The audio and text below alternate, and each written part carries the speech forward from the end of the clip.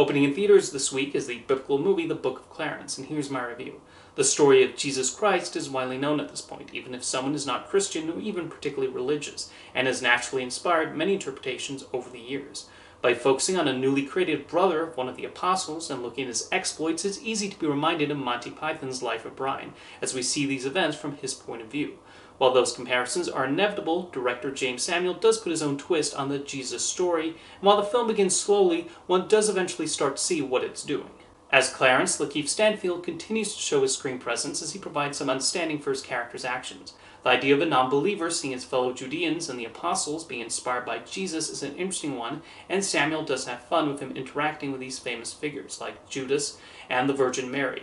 It does take a little while to get to know Clarence and get invested in the story, as the seeds are planted for him to eventually pretend to be a Messiah himself. Eventually, the movie finds its comedic footing and plays around a lot more with the biblical setting. Samuel does strike the necessary tone by respecting why people responded to Jesus' teachings while showing Clarence's antics. There's an intrigue in seeing the Romans react to these messiahs popping up, both real and false, and the movie shows the effect that this invading empire has on the populace of Jerusalem.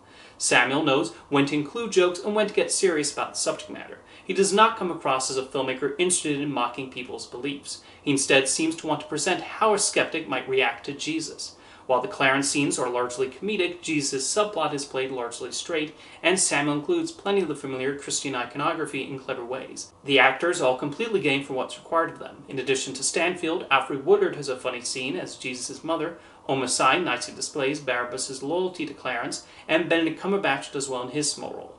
Meanwhile, James McAvoy brings the required villainy to Pontius Pilate. Samuel has clearly studied the famous biblical epics and does give the Book of Clarence that same feeling, including with the opening to each act. The Book of Clarence includes plenty of the familiar elements of the Jesus story and does bring something new to the table with the presentation.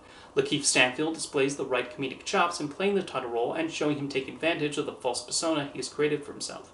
The film becomes an interesting exploration of religion and why people might gravitate towards certain belief systems. While it's difficult to know who will take offense to this depiction of Jesus, it does come across as a respectful take.